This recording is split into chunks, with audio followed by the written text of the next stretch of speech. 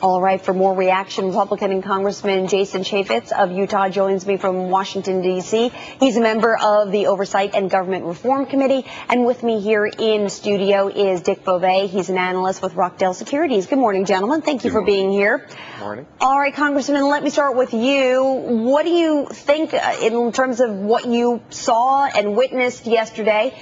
Did Ken Lewis justify why he wanted to initially pull out of that deal with Merrill Lynch and why he ultimately went through with it?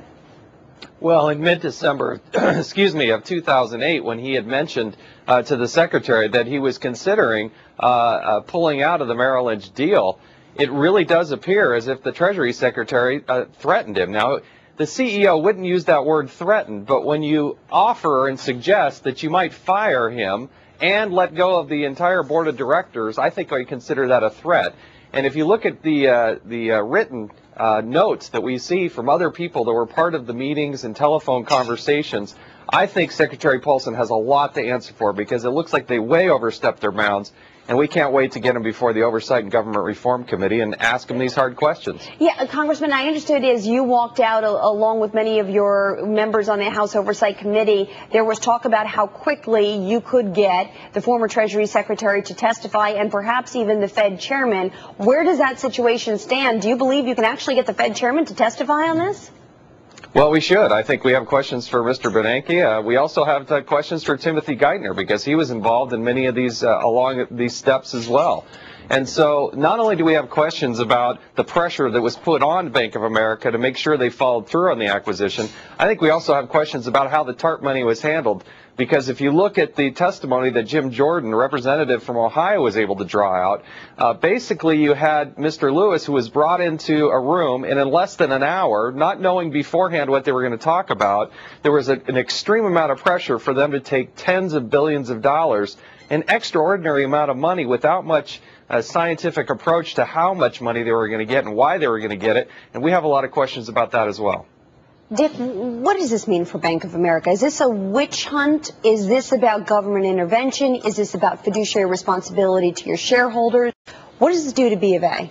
I think it's very important that the hearings go forward so that stockholders and taxpayers understand just exactly what happened in this transaction. And I think maybe it'll get more transparency from Bank of America concerning other transactions that they get involved in. But I kind of feel that Mr. Paulson had no choice but to do what he did, and I think that Mr.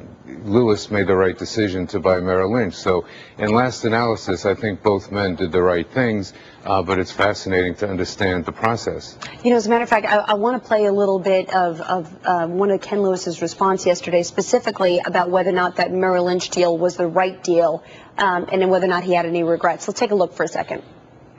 The Merrill Lynch acquisition, however, also came with the promise of significant long-term rewards Bank of America and its shareholders are already beginning to reap.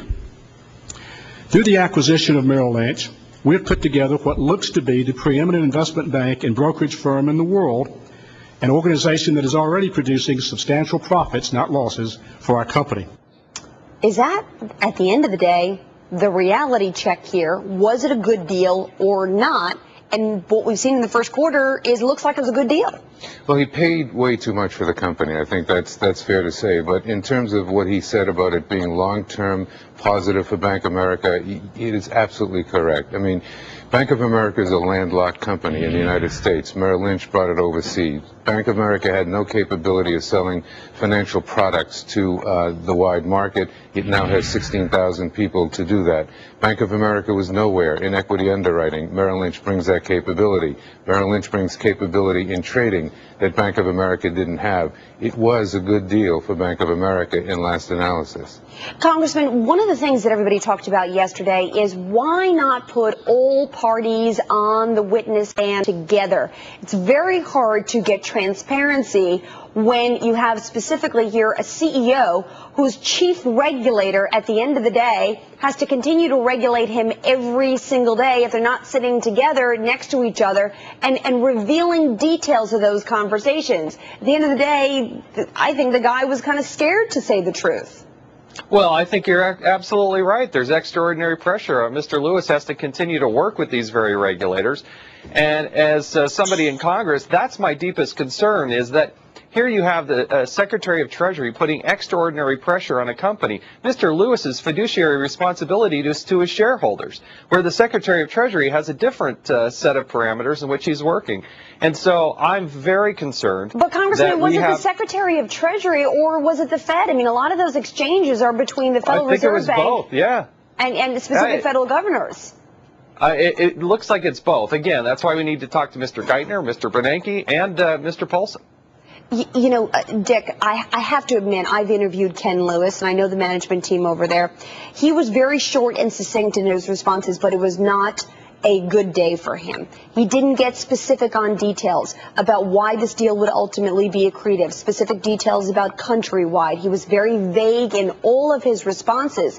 Does that hurt his credibility now with his shareholders and potential lawsuits? I think so. I think that he's always had this credibility problem ahead of him. I think that there have been many instances in the past where he's made promises to shareholders which he has not kept. However, I still think he's one of the best CEOs, if not the best CEO, to run a large bank in the United States. So with all of his flaws, with all of the problems that he represents in terms of his communicating ability, he really knows how to run a bank. And I think that would be a shame if he was separated from Bank of America. Dick, you and I were sitting there yesterday toward the end of the testimony talking about it together. First of all, Walter Massey named chairman as a result of that annual shareholder meeting. Where does he fit in the management company if Ken Lewis were asked to leave? And who could run this company? He doesn't fit in at all. I mean, basically, Bank of America has a long history of bringing in people as chairman who sit there for a year or 2 years and then go away. The chairman's position at Bank of America is a titular position, which means nothing. He will have no part in the company going forward.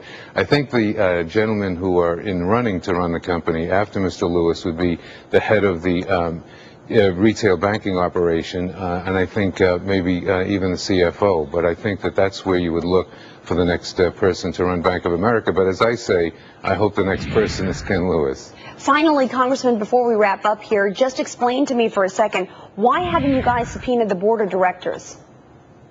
Well, we want to see what sort of extraordinary pressure the government was putting upon the board of directors as they were on Mr. Lewis. We have a lot of questions that have gone unanswered, and what I worry about is the extraordinary pressure that the government was putting on the board of directors and the CEO to do things that were not necessarily in the best interest of the shareholders of Bank of America.